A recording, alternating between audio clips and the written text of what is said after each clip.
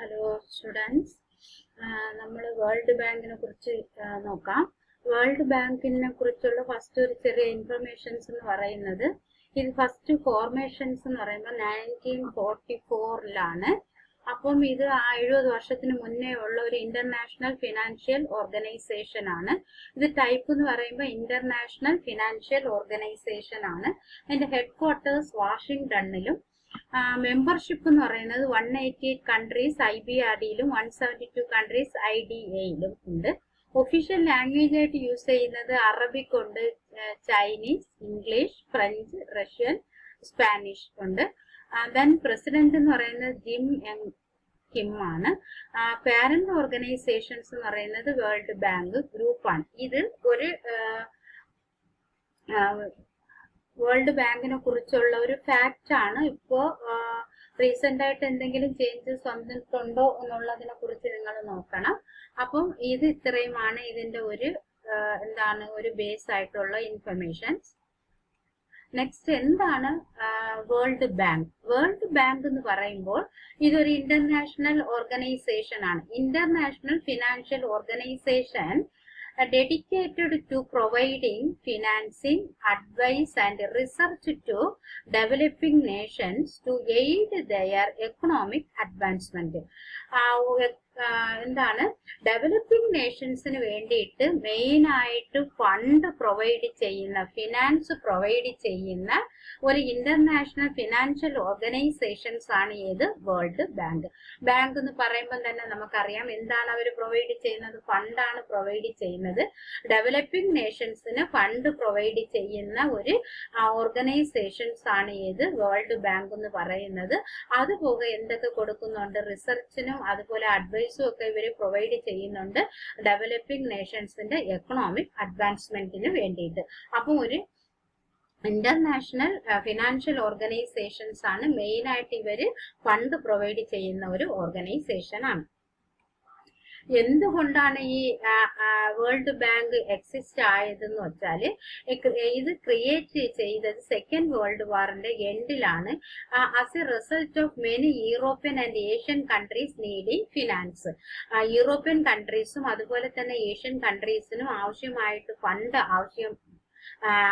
ആവശ്യത വന്നതുകൊണ്ട് അതിനെ ഒരു ഫണ്ട് റീകൺസ്ട്രക്ട് ചെയ്യാൻ വേണ്ടിയിട്ടാണ് എന്ത് കൊണ്ടുവന്നത്? ഈ ബാങ്കിങ് ഇൻസ്റ്റിറ്റ്യൂഷൻസ് കൊണ്ടുവന്നത്.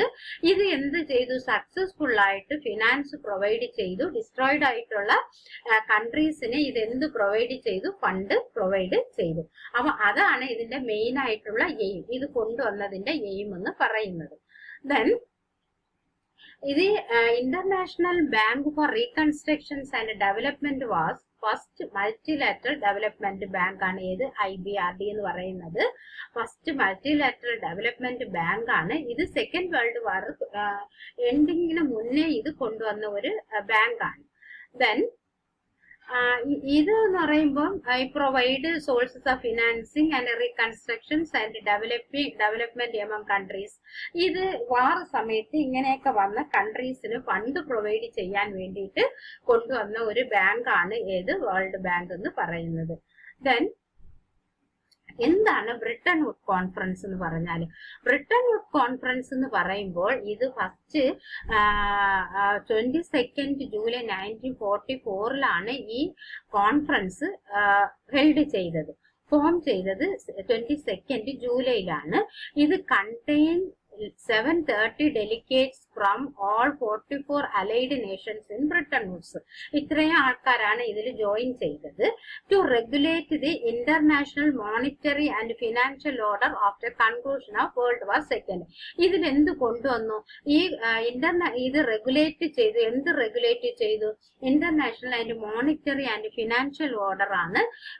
ഇതിന് ശേഷം കൊണ്ടുവന്നതെല്ലാം ഇത് ഈ കോൺഫറൻസ് ആണ് റെഗുലേറ്റ് ചെയ്തത്. അതിന്റെ റെഗുലേറ്റ് ചെയ്തതിന്റെ ബേസിസിലാണ് രണ്ട് മേജർ ഇൻസ്റ്റിറ്റ്യൂഷൻസ് ക്രിയേറ്റ് ചെയ്തത്. വൺ എന്ന് പറയുന്നത് വേൾഡ് ബാങ്കും സെക്കൻഡ് വൺ എന്ന് പറയുന്നത് IMF-ഉം. അപ്പൊ വേൾഡ് ബാങ്കും IMF-ഉം ക്രിയേറ്റ് ചെയ്തത് ബ്രിട്ടൻ വുഡ് കോൺഫറൻസിലാണ്. ഈ സെക്കൻഡ് വേൾഡ് വാറിന്റെ കൺക്ലൂഷൻസിലാണ് ഈ രണ്ട് ഇൻസ്റ്റിറ്റ്യൂഷൻസും വന്നത്. ദെൻ ഇതിന്റെ പ്രോഗ്രസ് എന്ന് പറയുമ്പോൾ ഈ വേൾഡ് ബാങ്ക് എന്തൊക്കെയാണ് ചെയ്തിട്ടുള്ളതെന്ന് വെച്ചാല് the new bank received most of its fund from New York investment കമ്മ്യൂണിറ്റിക്ക് പുതിയ കുറെ ഫണ്ടുകൾ റിസീവ് ചെയ്തിട്ടുണ്ട്. അതുപോലെ തന്നെ റീകൺസ്ട്രക്ഷൻസ് ലോൺസ് കൊടുത്തിട്ടുണ്ട്. ഫ്രാൻസിന്, നെതർലാൻഡ്, ഡെൻമാർക്ക് ഇങ്ങനെയുള്ള കൺട്രീസിന് കുറെ ലോൺസുകൾ പ്രൊവൈഡ് ചെയ്തിട്ടുണ്ട്. അതുപോലെ തന്നെ bank first bond offering abroad with 5 million came in London 1955. കൂടുതൽ ബോണ്ടുകൾ ഓഫർ ചെയ്തിട്ടുണ്ട്. China use IDA loans for agriculture and education project. Oil wells were finance with IBRD loan ചൈനയ്ക്ക് പ്രൊവൈഡ് ചെയ്തു. ഇന്ത്യ പാകിസ്ഥാൻ വരുന്ന ഇൻഡസ് വാട്ടർ ഡിസ്പ്യൂട്ടിനെ റിസോൾവ് ചെയ്യാനും എന്ത് ചെയ്തിട്ടുണ്ട്, ഇത് ഹെൽപ്പ് ചെയ്തിട്ടുണ്ട്. ഇങ്ങനെ കുറെ പ്രോഗ്രസ് ഏതിന് വന്നിട്ടുണ്ട്, വേൾഡ് ബാങ്കിന് വന്നിട്ടുണ്ട്. ഇതിൽ വരുന്ന ഇമ്പോർട്ടന്റ് ആയിട്ടുള്ള ഡേറ്റ്സുകൾ എന്ന് പറയുമ്പോൾ 1960 വേൾഡ് ബാങ്ക് ഗ്രൂപ്പ് ഫസ്റ്റ് ആയിട്ട് നമുക്ക് എൻ്റർ ആയി. 1946 world bank founded along with sister institution of IMF. 1956 international financial corporations created to support private ventures and industrial loans, IFC വന്നു. 1960 IDA ക്രിയേറ്റ് ചെയ്തു, സോഫ്റ്റ് ലോൺസ് പുവർ കൺട്രീസിന് പ്രൊവൈഡ് ചെയ്യാൻ വേണ്ടിയിട്ട്. 1966 ICSID എന്ന് പറയുന്ന international centre for settlement of international dispute എന്ന് പറയുന്ന ഒരു institutions form ചെയ്തു. 1988 മിഗ മൾട്ടിലാറ്ററൽ ഇൻവെസ്റ്റ്മെന്റ് ഗ്യാരണ്ടി ഏജൻസി കൊണ്ടുവന്നു. ഇങ്ങനെ കുറെ ഇമ്പോർട്ടന്റ് ആയിട്ടുള്ള ഡേറ്റ്സുകളാണ് ഇതിൽ വരുന്നുണ്ട്. ദെൻ ഇതിന്റെ മെയിൻ ആയിട്ടുള്ള ഒബ്ജക്റ്റീവ്സ് എന്ന് പറയുമ്പോൾ ഇതിൽ വന്നിട്ടുള്ള ഓർഗനൈസേഷൻസ് ആണ്. ഒബ്ജക്റ്റീവ്സ് എന്ന് പറയുമ്പോൾ മെയിൻ ഒബ്ജക്റ്റീവ്സ് എന്ന് പറയുമ്പോൾ to provide long run capital to member countries for economic reconstructions and development. Long run capital ഇവർ പ്രൊവൈഡ് ചെയ്യുന്നുണ്ട് മെമ്പർ കൺട്രീസിന്. അതുപോലെ തന്നെ to induce long run capital investment for assuring balance of payment, BOP, equilibrium and balance development of international ട്രേഡിന് ഇവർ help ചെയ്യുന്നുണ്ട്.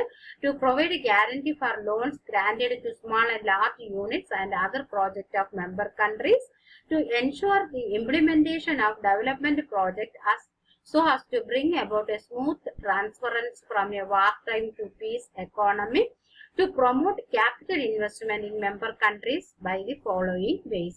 ഇങ്ങനെ member countries-ന് കൂടുതൽ ലോണും ബാക്കിയുള്ള ഫെസിലിറ്റീസും ഒക്കെ പ്രൊവൈഡ് ചെയ്യുന്നതാണ് ഇതിന്റെ മെയിൻ ആയിട്ടുള്ള objectives.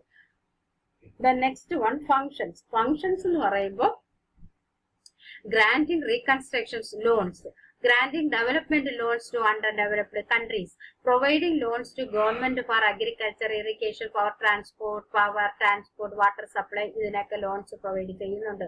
Loans to private concern, promoting foreign investment by guaranteeing loans provided by other organization, providing technical, economic and monetary advice to member countries for specific projects, encouraging industrial development of underdeveloped countries by promoting economic reforms.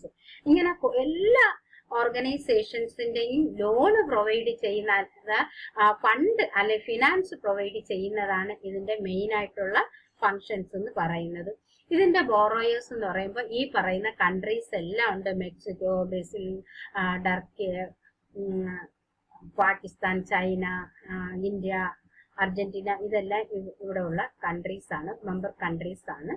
Top contributors ആരൊക്കെയാന്ന് പറഞ്ഞിട്ടുണ്ട്. അതുപോലെ India and world bank എന്ന് പറയുമ്പോൾ India was one of the 17 countries which met in Atlantic City, USA in June 1944 to prepare the agenda for Bretton Woods Conference. ആണ് ഇവരും 1944 Britain conference നടന്നപ്പോൾ ഇന്ത്യയും അതിലൊരു member countries ആയിട്ടുണ്ടായിരുന്നു. IBRD was the first suggested by India to drafting committee.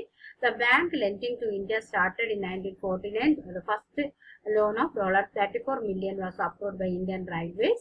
അതുപോലെ തന്നെ aggregate of the banks lending in India in the last 45 years, India is the single largest borrower of World Bank. അതറിയാലോ. Then the World Bank Group partnership strategy for India with help India ledu foundations for achieving faster and sustainable and more inclusive growth as outlined in the government. ഇന്ത്യക്ക് അവർ ചെയ്തിട്ടുള്ള സംഭവങ്ങളൊക്കെ ഇതിൽ കൊടുത്തിട്ടുണ്ട്. Then ഇതിൽ വരുന്ന criticism എന്ന് പറയുന്നത് promoting Washington consensus and allow only big corporation to ഒരു ബിഗ് കോർപ്പറേഷൻസിനാണ് കൂടുതലായിട്ട് കെയർ കൊടുക്കുന്നതെന്നാണ് പറയുന്നത്.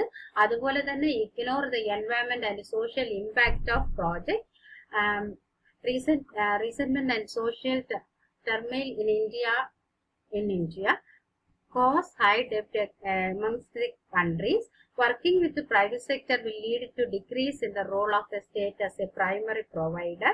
Decisions are made and policies implemented by leading industrialist countries. ഇങ്ങനെ വരുന്ന കൺട്രീസിനൊക്കെ ഇങ്ങനെ വരുന്ന കുറെ എന്തുണ്ട് ഡിമെറിറ്റ്സുകളും ഈ വേൾഡ് ബാങ്കിന് ഉണ്ട്.